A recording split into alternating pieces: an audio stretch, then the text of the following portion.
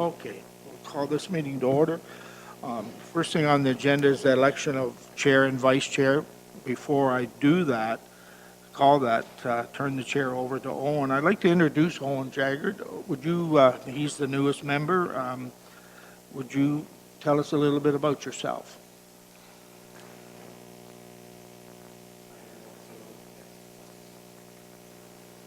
Thank you.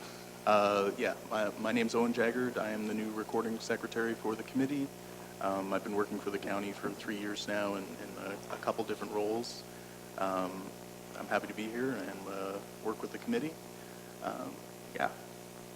Thank you. Having said that, I'll turn the chair over to Owen and call for elections for chair and vice chair.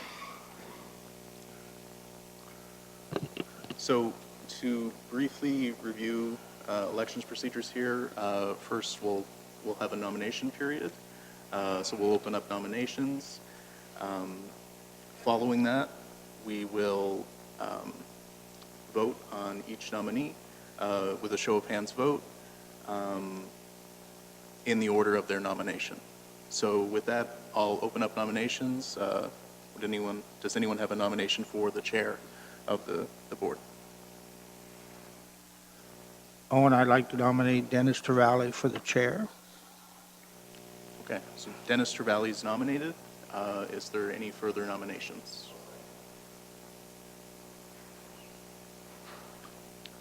Are there any further nominations? Okay, with that, nominations are closed, and we'll proceed to the vote on Dennis Trevally as chair of the Police Service Board. All in favor? Okay, so the majority have it, and Mr. Trevally has been elected the chair of the Police Service Board. And with that, Dennis can take the chair, and we can proceed to the election of the vice chair. Thank you very much, Owen, and thank you for your vote of confidence. I hope it isn't misplaced over the ensuing period of time. Nominations for vice chair are now open. The chair is willing to accept nominations. Michael Columbus. Dave Murphy is nominated by Councillor Columbus. Seconder for that? I'll second it. Anyone else for vice chair? I'll declare nominations closed. Mike, unanimous. You're the vice chair, sir. You are the vice chair. Oh, I'm sorry.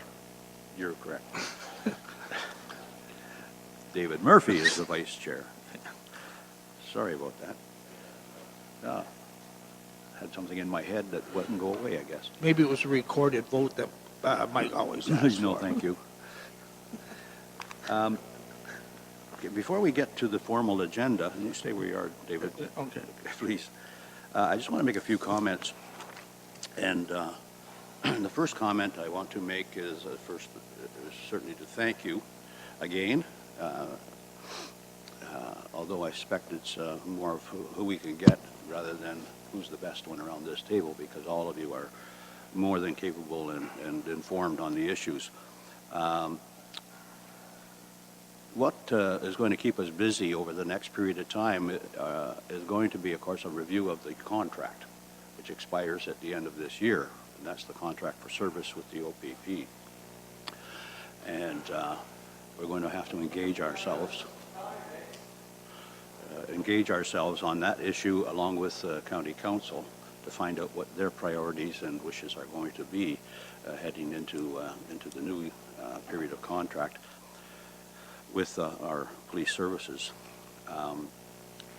Also, given what the provincial government is doing relative to budget containment, we're also going to have to look at how we can be more efficient in the delivery of services with the OPP and our partners that assist us, whether that's Crime Stoppers or whether it's the Community Policing Group or anyone else.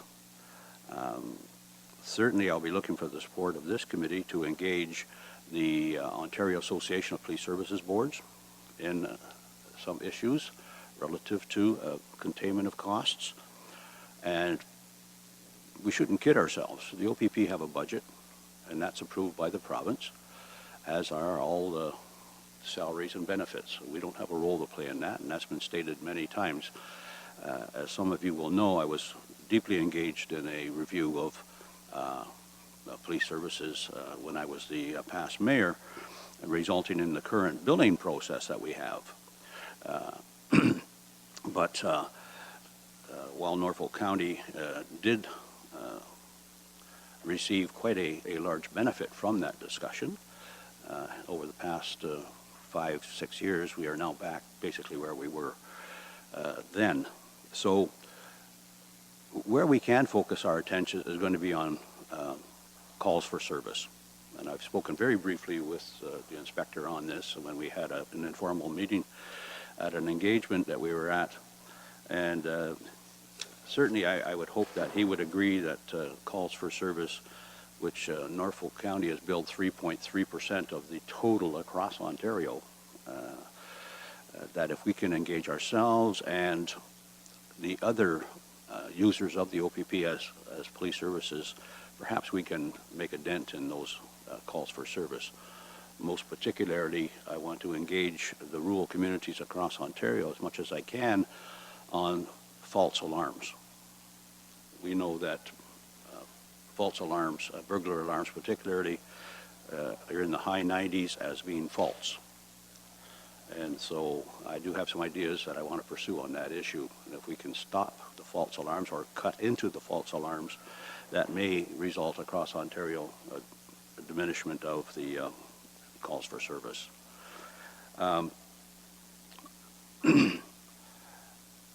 But I do want to focus that over the next period of time, we're going to have to put our heads together and look at cost containment. That's going to be a big thing, because certainly Norfolk County is going to feel the brunt of whatever the provincial government is doing, and rural municipalities, particularly with their meager budgets, are going to suffer. Also, I mentioned earlier, we'll be reaching out to our partners, Crime Stoppers, the community policing committees, and Norfolk County bylaw. I did note that in the agenda last night, there was a motion from one of the councillors. Now that the mayor is here, perhaps she can inform us, but it was to basically look at animal welfare and animal abuse and those types of things. And we have your letter this morning, Mayor Chop. But the motion was to engage PSB in a dialogue, and I don't know what the result of that motion was. But certainly the contract is quite explicit in reading that animal welfare and animal concerns are not in the contract. Some bylaws are, but not that one particularly, and it's mentioned specifically that way. So Mayor Chop, perhaps you can inform us what happened last night?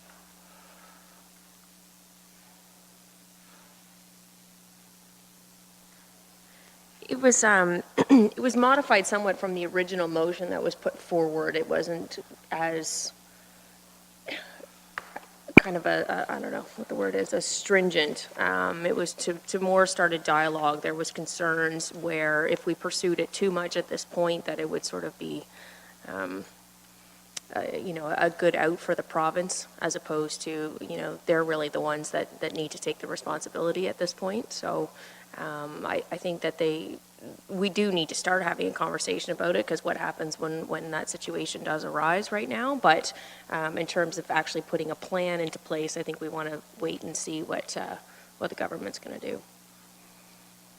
Thank you very much. So we haven't received anything formal from council asking us to engage in that dialogue at this point, so we'll just wait and see what transpires.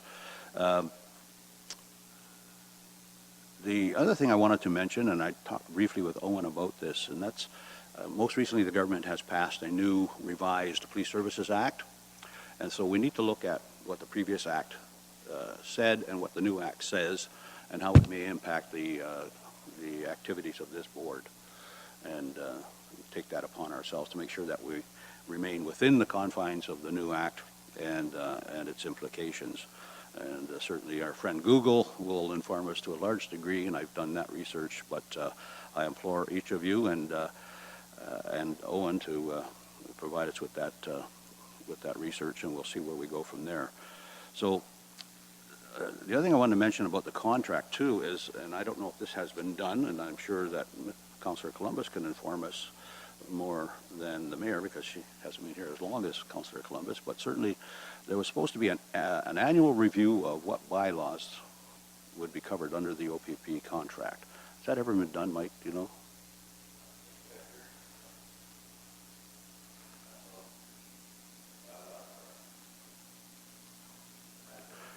Yeah, Inspector? Yes, annually, we've always held a meeting with Police Service Board, bylaw, members of council and the police service, just to review bylaw service from the previous year. But there's never been any discussion as to what bylaws are enforced by the police. So it's just an overview of how bylaw enforcement went that year. Nothing specific as to what bylaws will be enforced and what aren't to be enforced. Thank you.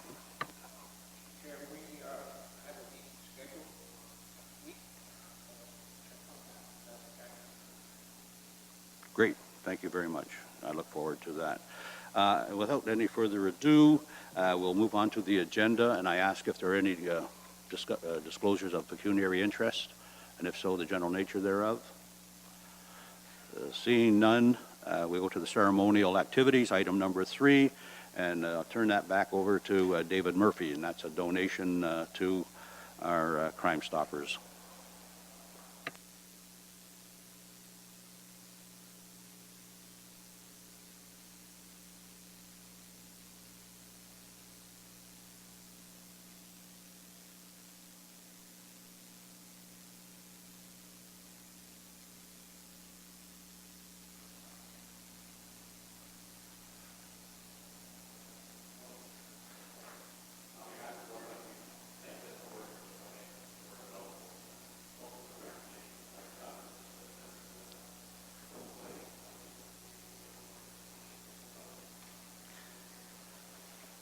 Thank you very much.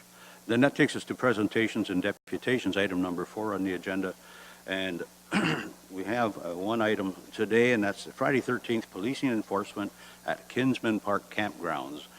Kevin Tweedles. Kevin, want to come forward to the podium? And Carol, if you can make sure that's turned on, and there you go.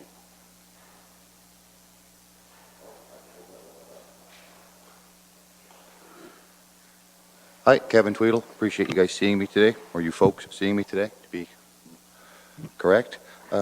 Quick question before I get going. What is pecuniary interest? Okay. Why don't they say that then so people understand it?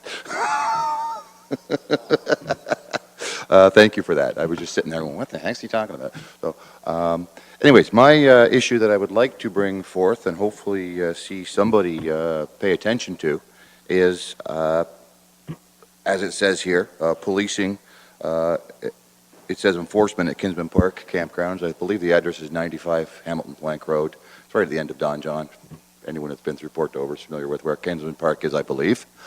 And on Friday the 13th, they opened the park up and charged for camping, which, I'll be honest, to me isn't an issue. I'm not trying to stop Friday the 13th or stop the Kinsmen from making money selling camping there. I think it's a great idea. You don't want to invite everyone to town to participate in beer gardens and festivities and then stick them back on their motorcycle or their car and tell them to drive home. I think having the park there with a shuttle bus and people walking back and forth is a fantastic way to try and stop, a whole bunch of issues in the area as far as drinking and driving or, et cetera. So I'm not trying to stop that initiative by any means. But as a resident, I live on Don John. As a resident of the area, last year was ridiculous.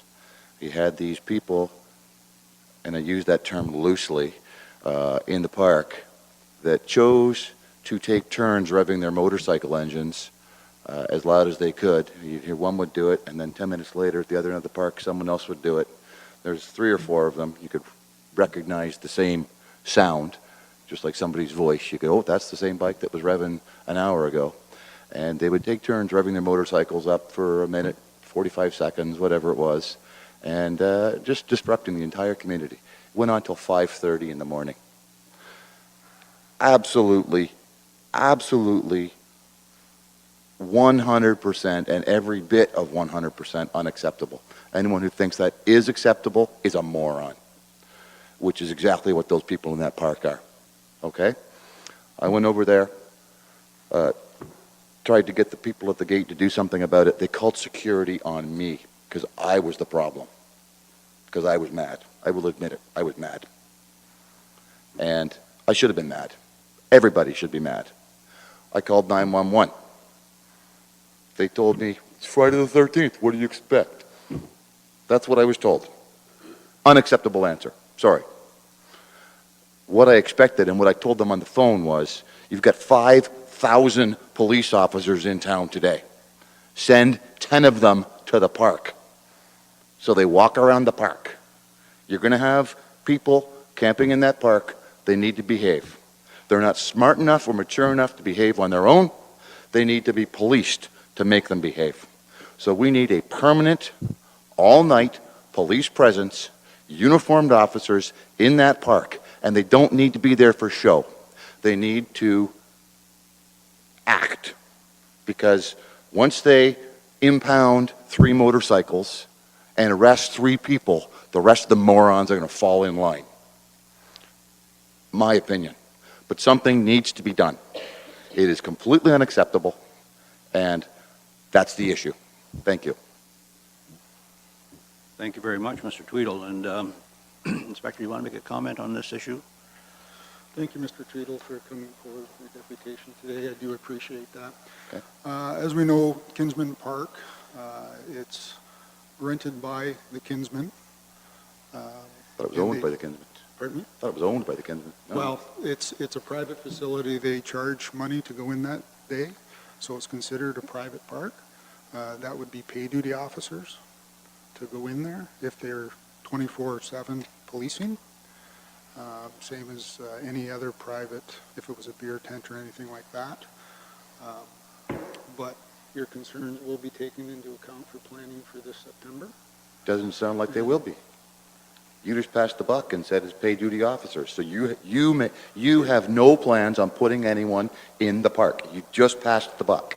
No, sir. Sorry, I'm a layman. I'm going to call you on it. No, sir. There's a planning process. There's also a process for policing private parks. And we will deal with the Kinsmen on that. And there's also a bylaw that enforces noise. Bylaw works 9 to 5, Monday to Friday. We all know that. Again, that is an issue that we can And you work just with you the just planning. finished discussing the fact you Mr. guys have Tweedle, no. we- Hold on. No, no. You just finished we don't wanna- discussing you have no authority. Mr. Tweedle, What? please, we don't want to get into to and froing. These are basically questions This to is a you or discussion. a response. Discussions go back and forth, to and fro, No, just like well, you that's just said. not the purpose So of you a guys just presentation. finished saying that you have no authority to enforce bylaws. And that's what the OPP are saying, and they're correct on private property. So please, Then who does? let him finish his dialogue. Your concerns will be discussed with the Kinsmen for the upcoming meeting, and we will see if we can come to an equitable solution for the noise issue. And I will say, Equitable with who? okay, well, I will say also that in the greater scheme of things, I had a lengthy meeting with the inspector of the OPP prior to taking the chair, and because I wanted to be informed. And one of the issues that we are going to have a lengthy discussion on is Friday 13th, and the issue of the size, the noise, and the conditions with respect to public safety, all of those types of things that the Police Services Board, as the intermediary between council and the police services, must have and must do. So we're taking your complaint very legitimately. We've heard it. Noise in the area, revving of motorcycles, straight pipes are always a problem. We understand that. Any pipe, it's nighttime. No, I appreciate that. So just to give you some level of comfort, however you accept it, is that dialogue will take place, that conversation will take place, and that will be one of the issues that will be on the list to discuss. Okay, I'll be honest, I don't need dialogue, I need action. Well, If the dialogue does not result in action, I will take action. Action requires discussion beforehand. to see that we do the right things in the right way with the right resources. Fair enough. If I could, I don't know if it's an aside or if it's allowed. We have the mayor present today. If the I've been trying to bring this issue up since last year. I was told to wait till spring, at which point I was told to bring it to the Police Services Board, which is apparently the wrong place to bring it. Oh. So I'm going to ask the mayor to tell me the right place to bring it, because the answer to me, if the police have no authority in that park, the answer is there's no overnight camping in that park. It's not within bylaws. They're getting special allowances made to have that camping in that park. And my next step is to stop it, which I already said when I started, I think is a stupid idea. They either resolve the issue or there becomes no issue because there isn't a problem with the camping in the park, because there isn't camping in the park. Pretty simple. Thank you. And certainly, we've heard you loud and clear. We, as a Police Services Board, will take it forward to our discussion about Friday 13th, which will be happening soon, within the context of policing. In terms of zoning and bylaws, certainly the council has that jurisdiction, and Like I said, I've just when asked we the have mayor our to point me meeting- in the right direction. and when we have our meeting, they will be present as well. And so we'll make sure that your concerns are brought forward, and you're not the only one. There are many, many. I know I'm not the only one. Many people It was have quite, it was quite well complained about last year, because it was pathetic. Yeah. Again, I would like to asking the mayor to point me in the right direction. I think you're at the right place right here. I think there's a lot of planning. I've been still told you to can't go. do anything, so I'm not at the right place. No, you're looking for an answer to say that we're going to put officers in there today, and I don't think that we can sit here today and until the entire situation's been looked at and who's got control and what's happening with the park this September. Well, as mayor, would you agree if we can't have police in that park to make it a safe thing that abides by the legalities of the community, that the only answer is to stop it? So either the park is policed and the animals are under control, or the animals aren't there. One or the other. One of the As mayor, things- would you agree to that or not?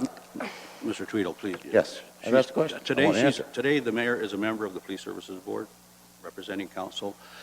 For that discussion to take place, you'd really have to be at the council table, because it's those 9 members that will have that discussion and on zoning and what permissions are allowed. When is that? But what I've said to you and what I promised you is that within the context of our discussion as the intermediary by law between council and the police services, we will discuss Friday 13th very soon. And I know that the inspector has some concern, his staff have concerns about the size and the noise and some of the people who attend Well, from a public. respectfully, sir, I don't think anyone has the ability to control size, Well, because it's legal to come to town. well. You can't stop people from without coming to having town. Without having the dialogue and the discussion, maybe we do have control. We'll have to find those things out. But we want to thank you for your presentation today. Your concerns are heard, I assure you. I just don't, I don't have any level of comfort that I'm going to see any type of resolution. Well, we'll see how it plays out. What I've heard is it's not our jurisdiction, and we'll talk about it. That's what I've heard. Yeah. Well, That's what I've heard today. Sorry, but that's what I've heard. Not our jurisdiction, we can't do anything about it, but we'll waste some time and talk about it anyways, is what I heard. well, I tell you that whether it's private property or public property, there are things that can happen, and if need be, will happen. Fine, because like I say, if it happens again, I'll be dealing with it personally. Good. And the police, if they don't want to come to stop the problem, the police will come to stop me after I try and stop the problem. Well, Thank you. Thank you. Quick second, how do I talk to council? Okay. You would file for a deputation. I believe it's the noon, they might have moved it up, let's say Thursday at noon of the week prior. Great, so nobody with a job has the right to complain. Thank you. I don't get paid to come here, people. No one's paying me to come here. No one's paying me to take Thursday out for the council. You know what I mean? But the only time I can do that, I understand people are all talking. I don't get paid to take. Mr. Tweedle, thank you very much. We've heard your complaint, and we will take it seriously, absolutely. Thank you.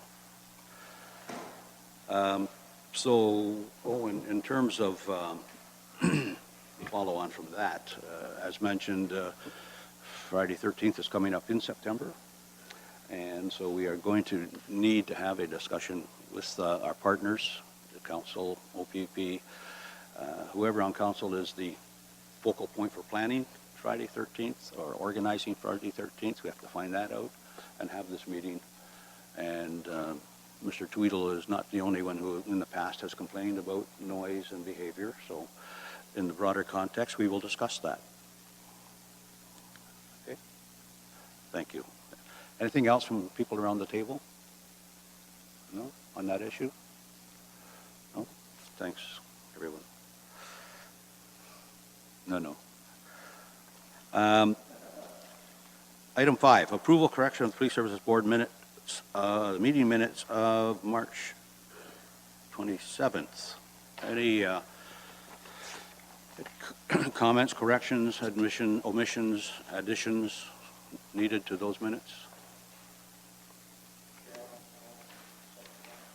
Thank you. Seconder for that motion, Mayor Chop. Discussion. All in favor? Thank you. Business arising from the minutes. Is there any business arising? There's nothing that's listed here. Seeing none. Correspondence. Item number 7. Staff Sergeant Jim Milson, OVP, concerning the Police Auctions Canada. Staff Sergeant. Yeah, I got to push the side button there.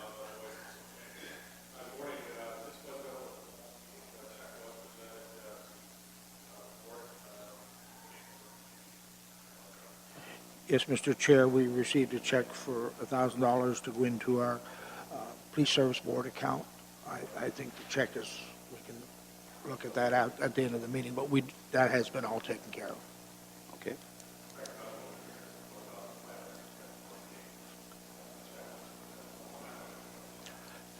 So for my own information, the police auction online, recurring, what's the process? Several years ago, we went to, instead of having our annual auction, we now employ a company, Police Auctions Canada, and they guarantee that they sell everything that we give them. So they attend usually quarterly. It depends on when we get a lump sum of property. They attend, they pick it up, and they look after auctioning it off, disposal, and then send us a check for the money less their fee. And their fee is about 50% of the selling price. However, when you factor in everything that goes into holding an auction ourselves, and/or we tried going with the county online auction process, which was very difficult to maintain. It basically took somebody full-time to keep that up. This is a much better, slicker process that disposes of the property. These are items that are... Found bicycles that aren't claimed, found property, anything that's seized that the judge orders turned over and not destroyed. I think we just had a pickup this week, actually, and I think we shipped out close to 30 bicycles that weren't claimed. So. Okay. And as an aside, I think there's another item that we'll need to discuss with the board and with you, and that is, of course, proceeds of crime and that fund that exists at the provincial level and how we can access that for certain things as well. Okay. Mr. Chair, and those funds go like to the Crime Stoppers, they go directly to any situation that deals with crime, and what, the other example, we gave out another check this year to monitor for abused. We supplied them with some monitors for abuse, so they go directly to crime situations. Great. Thank you very much. Anything else from people around the table? No? Thank you. Port Dover Community Policing Committee minutes of March 18th. Any comments from the members of the board on that issue? Motion to accept those? No.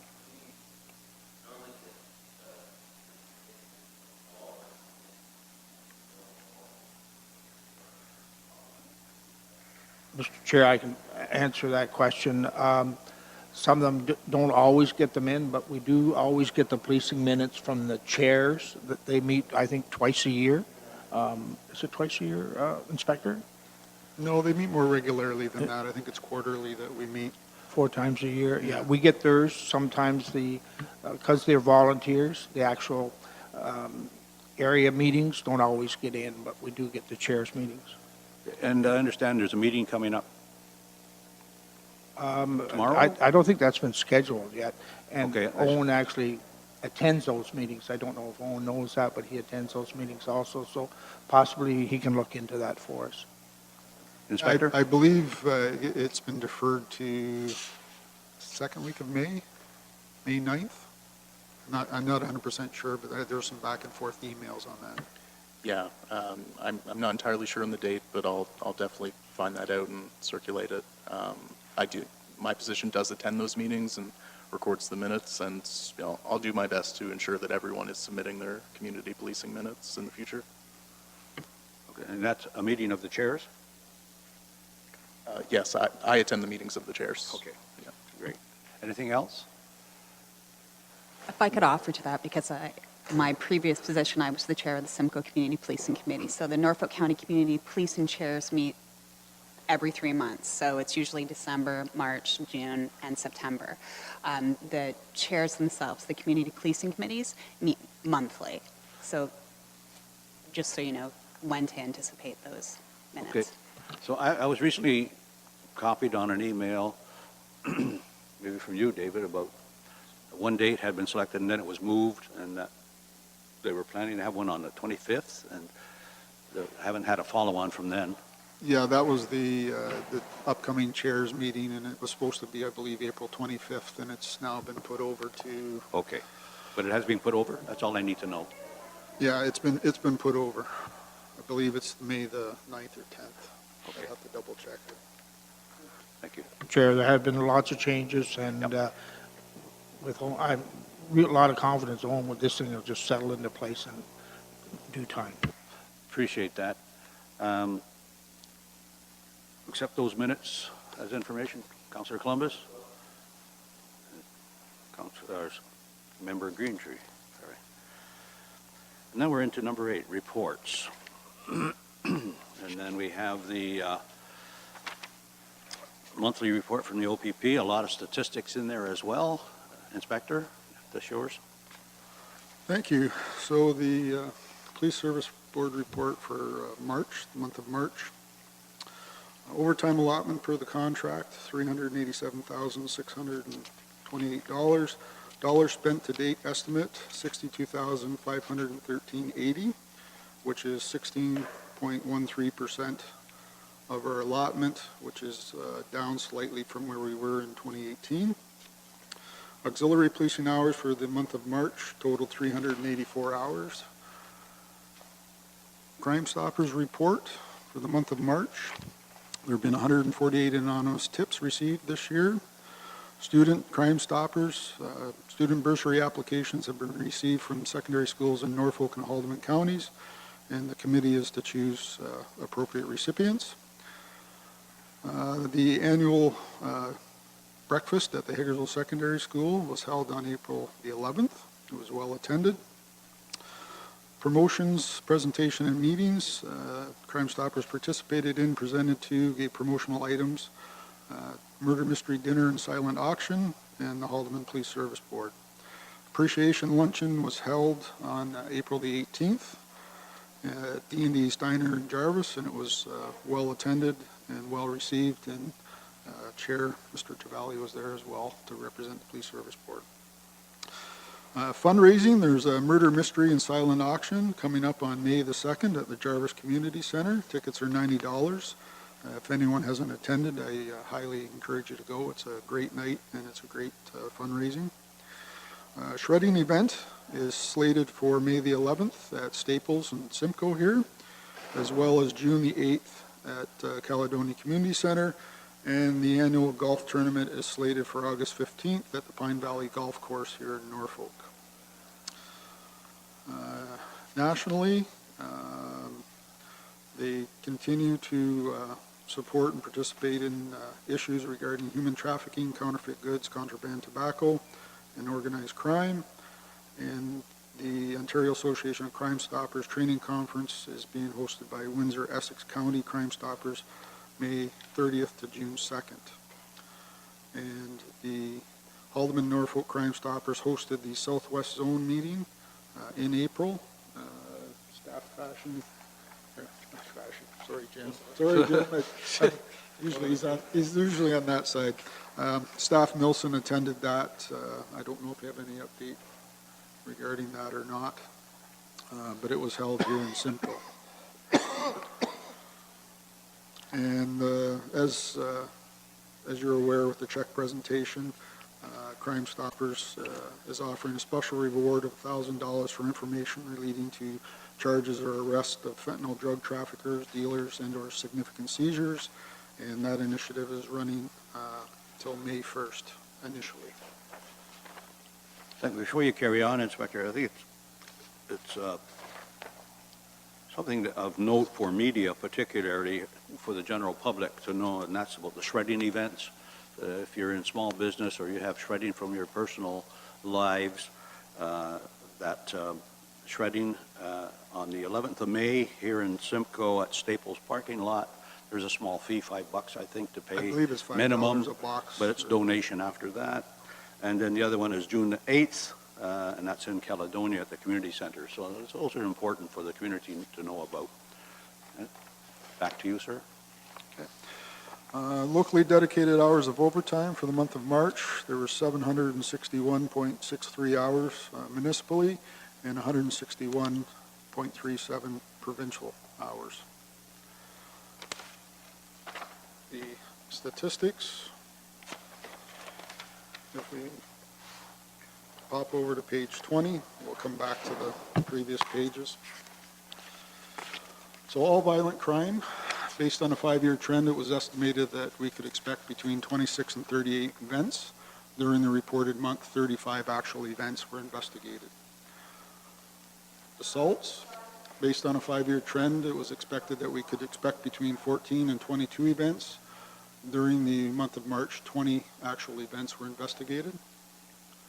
Domestic disturbances, based on a 5-year trend, it was estimated that we could expect between 30 and 44 events. During the reported month, 34 actual events were investigated. All property crime, based on a 5-year trend, it was estimated that we could expect between 95 and 115 events. During the month, 101 actual events were investigated. Break and enters, based on a 5-year trend, it was estimated that we could expect between 10 and 15 events. During the month of March, 15 actual events were investigated. Frauds, based on a 5-year trend, it was estimated that we could expect between 12 and 20 events. During the month of March, 21 actual events were investigated, so one above our estimation. Again, we're back into tax season, and the CRA tax frauds are rearing their ugly head. Mischief, based on a 5-year trend, it was estimated that we could expect between 24 and 28 events. During the reported month, 24 events were investigated. Page 27, theft of motor vehicle, based on a 5-year trend, it was estimated that we could expect between 7 and 9 events. During the reported month, 2 actual events were investigated. So that was below estimation. Theft under, page 29. Based on a 5-year trend, it was estimated we could expect between 33 and 49 events. During the reported month, 35 actual events were investigated. Drugs, based on a 5-year trend, it was estimated that we could expect between 6 and 10 events. During the reported month, 1 actual event was investigated. During the month of March, the Community Street Crime Unit was involved in 25 occurrences. There were 2 warrants executed. A total of 7 persons were charged with a total of 30 charges, 6 under the Controlled Drugs and Substances Act and 24 under the Criminal Code. There were 23 drug seizures valued at $8,932 and 24 property seizures, cash, household articles, tools, electronics, valued at $783. And there were 2 cash seizures totaling the $783 during this time frame. And I just want to tell you our first quarter statistics for our Haldeman Norfolk Street Crime Unit.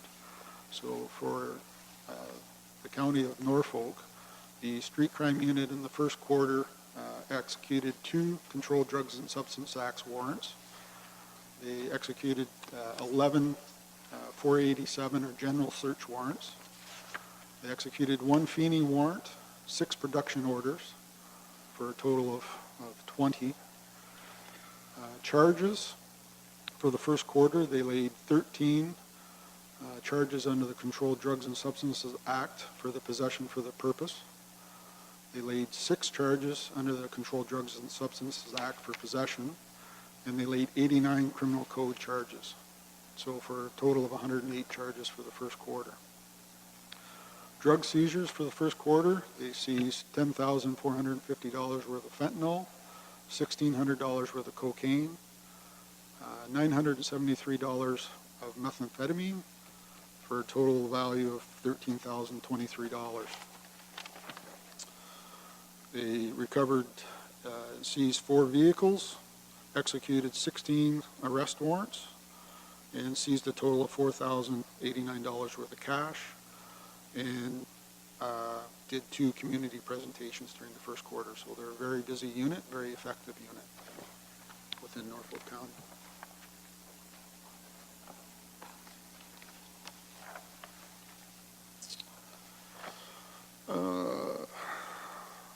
We'll get back to traffic and we'll go over to page 32, 911 calls, 911 hangups. So based on a 5-year trend, it was estimated that we could expect between 99 and 140 events. During the reported month, 172 actual events were investigated. Again, we're coming into the warmer summer months. There's more people coming into the county, and that seems to lead to quite a rise of 911 hang-up calls. Vast majority of them are off cell phone tower drops that for some reason come in as 911 calls. So they're very, very difficult to control.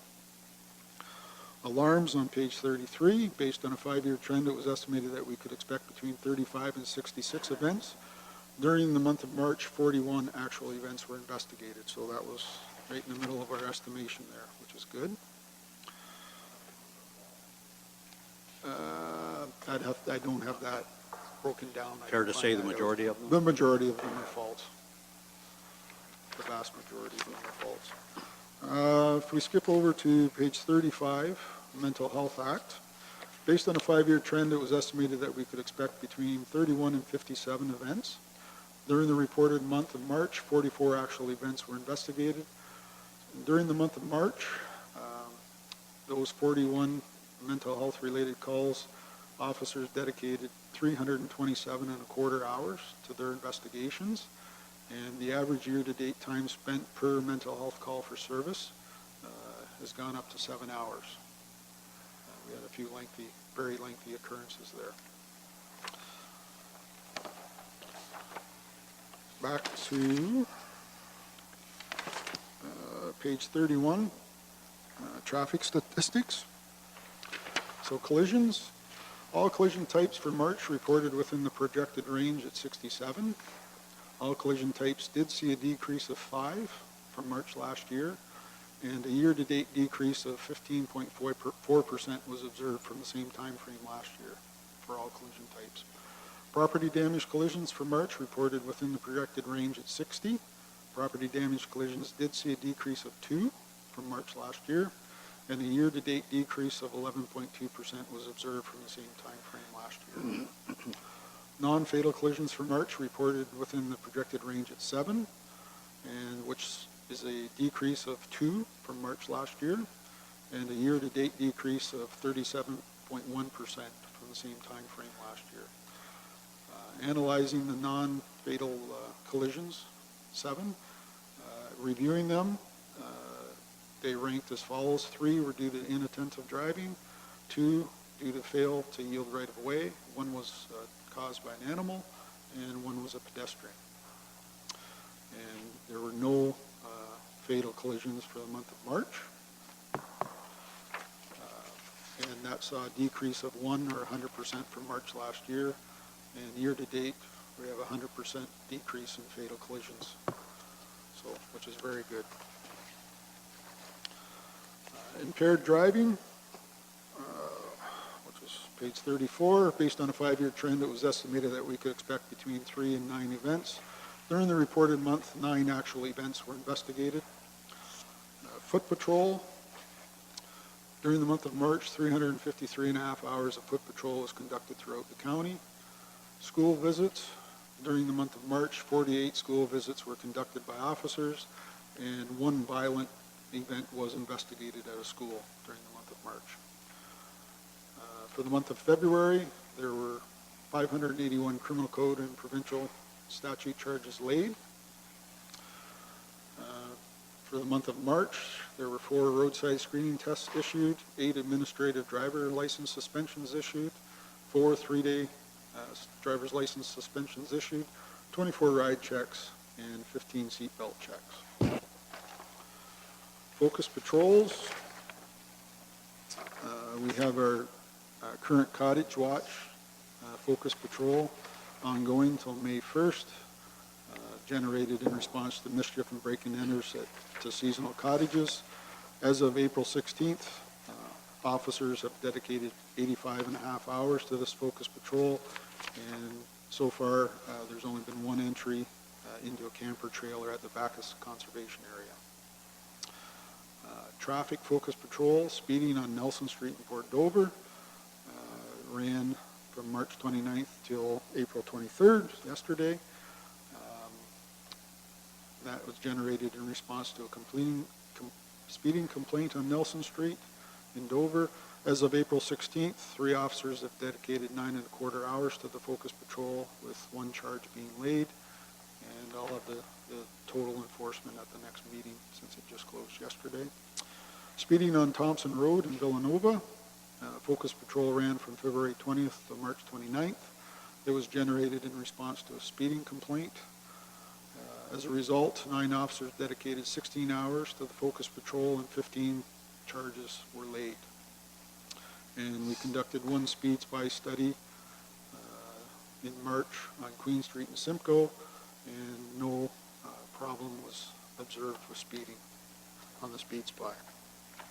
And just this last weekend was the provincial Easter weekend traffic initiative, and our officers here in Norfolk, in support of that initiative, laid 80 provincial offense notices and 2 criminal charges. So it was a very busy weekend for them. 51 of those were speeding. 1 impaired, 1 3-day, 3 liquor license, 1 disqualified drive, 7 seatbelt charges. People still aren't getting the message. And 17 other traffic offenses. And they conducted 23 seatbelt checks. And that is the report. If anyone has questions. Questions from the board? Councillor Columbus. Mr. Chair, I don't have a question, but I really, I'm hearing very positive comments from the public about the Norfolk OPP street crime unit, taking drugs off the street. And I understand that we're quite a more effective than a lot of other jurisdictions. And so if you can pass that commendation on to that unit, it'd be great. I will, and it was noted at the Crime Stoppers Appreciation Luncheon held. They received an award for their dedicated work for the unit from Crime Stoppers.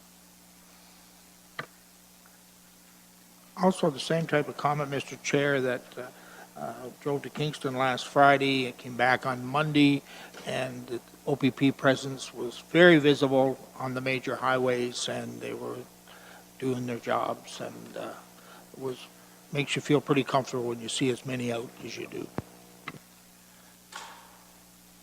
Anything else? Is it historic that we have a motion to accept the report? Please. Member Greentrees, Member Murphy, any discussion? Just one question, Inspector. When the word comes down from Aurelia, you're having a provincial whatever program, Aurelia paying for that? If the enforcement's done on a provincial highway, yes. So they're infringing on our jurisdiction somewhat. A rhetorical question.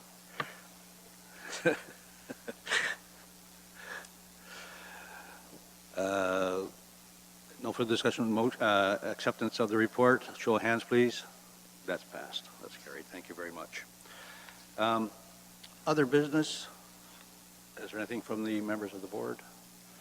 I do want to point out to you that you should have received this document called 2019 Municipal Policing Billing Overview.